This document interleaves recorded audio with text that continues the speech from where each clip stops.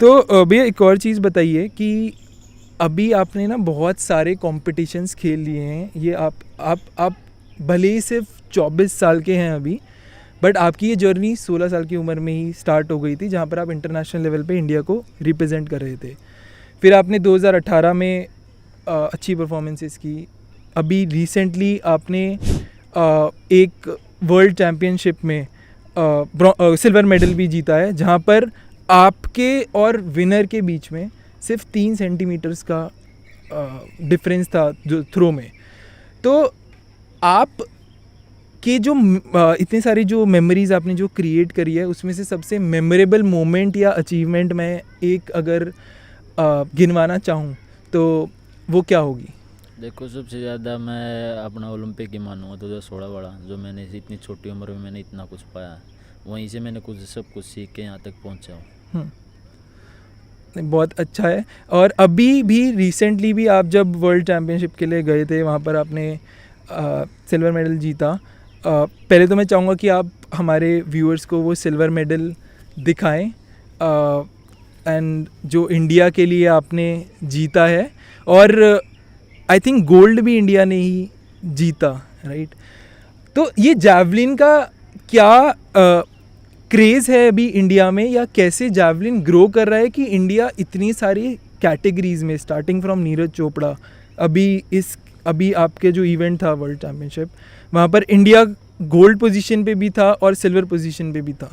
तो क्या लगता है आपको ये कोई ट्रेंड आ रहा है जैवलिन का या ओवरऑल एथलेटिक्स में, और कैसे आप इसको देखते हैं? देखो, 2014 की जब बात थी तो नीरज चोपड़ा के साथ मैंने 2 कॉम्पिटिशन किए भी हैं, 2014 2015 में। ओके। हालांकि उस टाइम पे मैंने जेवलिंग स्टार्ट नहीं की थी, बट जो 600 ग्राम की जेवलिंग होती है उस टाइम पे मैं करता था हल्की हल्की। तो देखो, ट्रेंड हर चीज़ का आता है। जैसे 2012 में रेसलिंग में मेडल आया तो रेसलिंग ऊपर उठ गई। 2016 में कुश्ती आई, कुश्ती मेडल आ गया। तो अभी ट्रेंड जेवलिंग का बहुत ज़्यादा चल रहा है। आने वाले टाइम में एक टाइम ऐसा भी होगा कि कंटिन्यू जेवलिंग ही चलेगी ओलंपिक में, और ओलंपिक में मेडल आएगा कंटिन्यू। नीरज चोपड़ा ने देखो इंडिया के लिए बहुत कुछ किया और आगे करता भी रहेगा। और मैंने कहीं पढ़ा था कि नीरज चोपड़ा आपके रोल मॉडल भी हैं। आपने बोला आप उनके साथ खेले भी हैं। तो मुझे ये जानना है कि एज अ ह्यूमन बीइंग वो कैसे हैं, और क्या आपने उनसे कभी आपने उनसे बहुत सारी चीज़ें सीखी भी होंगी और उन्होंने भी आपसे बहुत सारी चीज़ें सीखी होंगी। तो वो कुछ शेयर कर सकते हैं उनके साथ जो आपने टाइम बिताया है? मैं सोनीपत कैंप में था 2018 में, एशियन गेम के टाइम पे। वहाँ पे मेरे को नीरज मिले थे। हालांकि मिले तो मेरे 2-3 बार थे, बट वहाँ पे हमारे 3 या 4 दिन रहे थे, हम साथ में रहे थे। तो जब मैं थ्रो सेशन लगाता तो मेरे को बताते थे वो कि ये है वो टेक्निक यहाँ से है। तो देखो, मैं इंसान बहुत अच्छा है नीरज चोपड़ा। मैं मिला हूँ अच्छी तरह उनसे, तो बहुत अच्छे इंसान है वो। ओके। और उस टाइम पे जब आपने बोला 2015-16, आज से लगभग 7 साल पहले, राइट, उन्होंने आपको लगा था कि ये ओलंपिक में भारत के लिए गोल्ड मेडल ला पाएंगे? देखो, अगर देखा जाए तो नीरज चोपड़ा खुद को नहीं पता था कि मेरा मेडल आ जाएगा, ठीक है। क्योंकि जो इंसान 97 मीटर लगा रहा है, जर्मनी का जॉनसन वेटर थ्रो, तो उसने 81-82 मीटर थ्रो लगाई है। बट उसकी किस्मत ने साथ नहीं दिया। नीरज चोपड़ा खुद को नहीं पता रहा कि मेरा मेडल आ जाए। नीरज चोपड़ा ये सोच रहा था कि मेरा सिल्वर ब्रॉन्ज आ जाएगा। आई थिंक नीरज चोपड़ा, जिनसे भी मैं उनके बारे में सुनता हूँ या जो भी मैं ऑनलाइन भी सुनता हूँ, एक चीज़ श्योर है कि वो एक बहुत ही ज़्यादा हम्बल एथलीट है, मतलब बहुत ही ज़्यादा डाउन टू अर्थ एथलीट हैं। और वो अपने काम पे फोकस्ड हैं, बिल्कुल आपकी तरह। जैसे आप भी सिर्फ काम पे फोकस्ड हैं। आपने शुरुआत में ही बोला कि मुझे रिजल्ट्स उतने ज़्यादा मैटर नहीं करते, मेरे को बस बेस्ट देना होता है। तो भैया, एक नीरज चोपड़ा से आगे आप एक नए टॉपिक पे आते हैं। आप एक स्पोर्ट्स ऑफिसर भी हैं, आप एक गवर्नमेंट पोजीशन पे भी हैं, राइट? आप अपने ट्रेनिंग को और अपनी इस गवर्नमेंट पोजीशन को, जो आपके ऊपर रिस्पॉन्सिबिलिटीज़ हैं, इनको कैसे मैनेज कर पाते हैं? क्या आपको प्रॉपर टाइम मिल पाता है सारी चीज़ें करने का? देखो, मैं जिस दिन मेरा छुट्टी क्या नाम है, जिस दिन मेरा रेस्ट होता है उस दिन मैं जॉब पे जाता हूँ। जैसे मेरा हफ्ते में 2 दिन का रेस्ट होता है तो मैं जॉब पे जाता हूँ उस दिन पे। हालांकि मैंने छुट्टी के लिए अप्रूव भी किया है हरियाणा गवर्नमेंट सरकार को, बट अभी तक मेरे को छुट्टी अप्रूव नहीं हुई है। ओके। बट टाइम निकालना पड़ता है जॉब के लिए भी।